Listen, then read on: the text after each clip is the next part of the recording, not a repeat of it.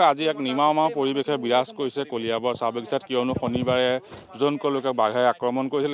এজন নিহত হৈছে দেওবাৰে তেওঁ লাও খোলা উদ্ধাৰ হৈছিল তাৰপিছত দেখা গৈছে কলিয়াবৰ চাহ বাগিচাত নিমাওমা পৰিৱেশ বন বিভাগৰ লোক আহিছে যিহেতু শ্ৰমিকে বিভিন্ন স্থানত বিভিন্ন কাম কৰি তেওঁলোকৰ নিৰাপত্তাৰ দিশটো চাবলৈ ইয়াত বন বিভাগৰ লোক আহিছে আৰু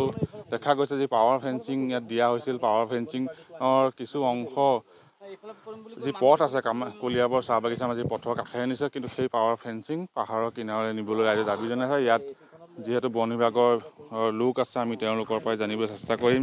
দেখা গৈছে এক দুৰ্ভাগ্যজনক ঘটনা সংঘটিত হ'ল তাৰপিছত আপোনাৰ কেনেধৰণৰ ব্যৱস্থা ল'ব এতিয়া ৰাইজক সুৰক্ষাৰ ক্ষেত্ৰত আমি আচলতে সদায়তো নিয়মীয়া টহলদাৰী কৰোঁৱে তথাপি সষ্টম আছোঁ এতিয়া বাঘটো ধৰক কামাখ্যা সংৰক্ষিত অঞ্চলত মানে গোটেই এৰিয়াটোত মানে ঘূৰা পকা কৰি ফুৰে এতিয়া কোন জেগাত ধৰক ক'ত ওলাই কেনেকৈতো আমি এইটো হেৰি কৰিব নোৱাৰিম প্ৰত্যক্ষ কৰিব নোৱাৰিম তথাপি আমি নিজাববীয়াকৈ আমি নিজে সতৰ্ক হৈ আছোঁ সষ্টম হৈ আছোঁ যাতে পুনৰ এই ঘটনা আবৃত্তি নহয় আৰু গতিকে বৰ্তমানলৈকেতো আমি যোৱা পৰিলক্ষিত হোৱা নাই আৰু আমি পৰাপক্ষত আমি সংৰক্ষিত বনাঞ্চলত আমি সোমাব নিদিওঁ মানুহ আৰু অতিৰিক্ত মোতায়েন কৰিব জোৱান হয় এতিয়া মানে আমাৰ চিকনি হেডকোৱাৰ্টাৰৰ পৰা আহি পাবহি গতিকে আহিলে আমি যিখিনি টহলদাৰী যিখিনি এৰিয়াত আমাৰ বেছি মানে সতৰ্ক থাকিব লাগে সেইখিনি এৰিয়াত আমি সতৰ্ক থাকিম নিশ্চয়কৈ বন বিভাগে সতৰ্কতা অৱলম্বন কৰিছে যিসকল লোক বাগিচালৈ আহে তেওঁলোকৰ সুৰক্ষাৰ দিশটো তেওঁলোকে চাইছে কিন্তু যি পাৱাৰ ফেঞ্চিঙৰ কথা কোৱা হৈছে পাৱাৰ ফেঞ্চিং বাগিচাৰ সীমাৰে হ'ব লাগে কোনো অংশত বাগিচাৰ সীমাৰে নাই সেয়া যি পথ আছে কলিয়াবৰ চাহ বাগিচাৰ মাজেৰে যি কামাখ্যা গাঁৱৰ পৰা কামাখ্যা মন্দিৰ যি পথ আছে পথৰ কাষৰে পাৱাৰ ফেঞ্চিং স্থাপন কৰা হৈছে যাৰ ফলত বাগিচাৰ এটা অংশ কিন্তু এই পাৱাৰ ফেঞ্চিঙৰ বাহিৰত গুচি গৈছে বা পাহাৰৰ দিশে গুচি গৈছে আৰু সেই তাতো মানুহে যিহেতু পাত তুলিব বাগিচাৰ শ্ৰমিকে সেই অংশটো যাতে বাঘৰ পৰা মানুহক সুৰক্ষা দিব পাৰে চাহ বাগিচাৰ শ্ৰমিকক সুৰক্ষা দিব পাৰে তাৰ ব্যৱস্থা কৰিবলৈ বন বিভাগ তথা প্ৰশাসনক আহ্বান জনাইছে আৰু কালি যিহেতু ইয়াত প্ৰতিবাদী কাৰ্যসূচীও ৰূপায়ণ হৈছিলে শিলিঘাট আৰক্ষী চকী ঘেৰাও কৰিছিল ইয়াৰ ৰাইজে বাগানৰ ৰাইজে আৰু তাৰপিছত মন্ত্ৰী আহি উপস্থিত হৈছিল কেশৱ মহন্ত তেওঁ ৰাইজৰ দাবী সোনকালে শীঘ্ৰে পূৰণ কৰা হ'ব বুলি আশ্বাস দিছিল তাৰপিছতো কিন্তু এই বাগিচাত দেখা গৈছে এক নিমাওমা পৰিৱেশে বিৰাজ কৰিছে চাহ শ্ৰমিকৰ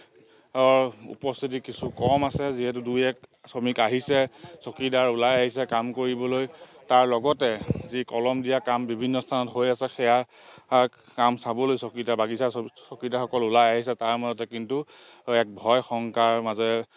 শ্ৰমিকে কাম কৰিবলগীয়া হৈছে ইয়াত যিহেতু বাগিচাৰ বিভিন্ন লোক আছে চাহ বাগিচাৰ কিছু লোক আছে আমি তেওঁলোকৰ পৰাও জানিবলৈ চেষ্টা কৰিম যে আচলতে যি ঘটনা হ'ল তাৰপিছত এতিয়া কেনেকুৱা পৰিৱেশে বিৰাজ কৰিছে আপোনালোকৰ চাহ বাগিচাত এতিয়া চাওক এতিয়া আমাৰ যিহেতু আমাৰ কলিয়াবৰ চাহ বাগিচা আজি 3 বছৰমান বাঘে আতংক কৰি আছিল যদিও এই অঞ্চলৰ মানুহখিনি খুব ভাল থকাৰ কাৰণে বাঘক কোনো ভাই ভাবুকি নিদিয়াৰ ফলত যিহেতু এজন মানুহে ভক্ষম কৰিলে কিন্তু কথাটো হৈছে কি কালি মন্ত্ৰী বিধায়ক মহোদয় আহিছিলে আহি পেলাই যিখিনি প্ৰতিশ্ৰুতি দিলে আমি সেই প্ৰতিশ্ৰুতি সন্তুষ্ট হৈছোঁ যদিও আমাৰ ফেঞ্চিংটো যিহেতু আজিৰ পৰা কাম আৰম্ভ হ'ব ফেঞ্চিংটো আমি বেলেগ চাইডে নিয়াৰ ব্যৱস্থা কৰিছোঁ আৰু যিবিলাক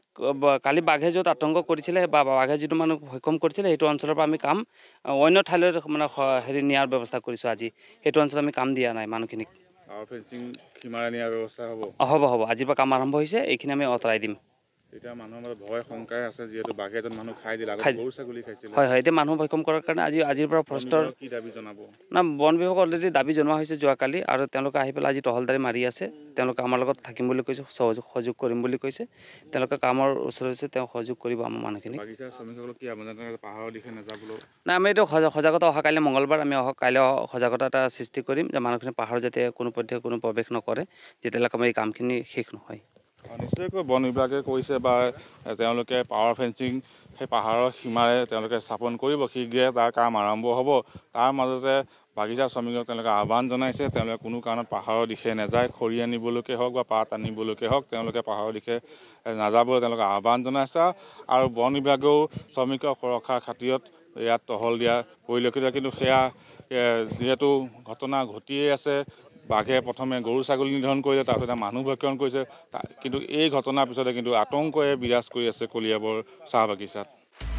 আপুনি বিচৰা বাতৰি পাব কেৱল নিউজ 18 এপত